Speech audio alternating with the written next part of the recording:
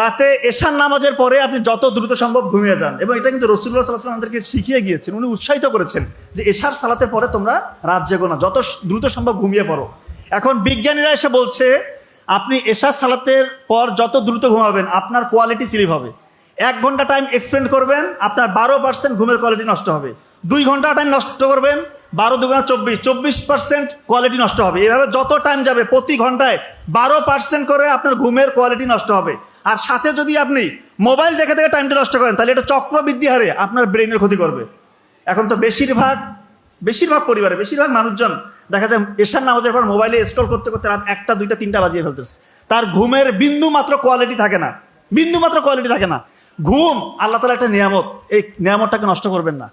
ঘুমালে মূলত কি হয়, এই যে সারাদিন আপনি কর্মব্যস্ত থেকেছেন, ঘুমের মধ্যে ব্রেন থেকে 3টা কাজ হয়। প্রিফ্রন্টাল কর্টেক্স এটার কাজ ঠিক রাখে। কি করে প্রিফ্রন্টাল কর্টেক্স? এর কাজ হচ্ছে মনোযোগ ধরে রাখা, যে কোনো সমস্যায় পড়লে সমস্যার সমাধান করা, নতুন একটা চিন্তা আসতেছে আপনার, ওই ডিসিশনটাকে ঠিক মতো মেক করা এবং আপনাদের আবেগটাকে নিয়ন্ত্রণ রাখা। এটা হচ্ছে প্রিফ্রন্টাল কর্টেক্সের কাজ। আপনি যখন ঘুমাবেন না আপনার ওই প্রিফ্রন্টাল কর্টেক্সের কার্যকারিতা হারিয়ে যাবে।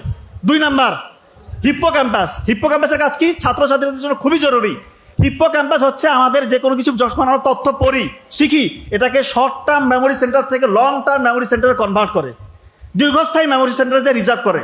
ঘুম যদি না হয় এই কাজ করবে না। 3 নাম্বার কনটেক্সট, আমাদের যে হচ্ছে ইন্টেলেকচুয়াল যে কনটেক্সট, এইটাকে ঠিকঠাক রাখে। অর্থাৎ আপনি যত তথ্য আপনি কিছু শিখেছেন এগুলোকে ধারাবাহিকভাবে গুছিয়ে রাখে ব্রেইনের ওই জায়গাটা। আপনি যখন ঘুমাবেন আপনি কখন কোন কথা বলতে হবে, কখন শব্দ চয়ন কোনটা হবে, পরীক্ষা কোনটা লিখবেন, এই জিনিসগুলো সব অর্গানাইজড ওয়েতে সাজিয়ে রাখে ব্রেনের ওই জায়গাটা। আপনি যদি না ঘুমান ঠিক মতো, এশার নামাজের পর যদি না ঘুমান, আপনার এই একটা ফ্যাক্টরে কাজ করবে না, একটা সিস্টেমে কাজ করবে না, সবগুলো কলাপস হয়ে যাবে। তার মানে এটা কি জরুরি না? এশার নামাজের পরে ভাইয়া আমি বলতেছি, সন্তানরা যদি বলে যে আমি লেখাপড়া করবো, প্রয়োজন নাই, তুমি ফজরের সময় উঠো। এবং 2 নাম্বার পয়েন্ট আমার এটাই, 2 নাম্বার পয়েন্ট হচ্ছে ফজরের আগে উঠতে হবে।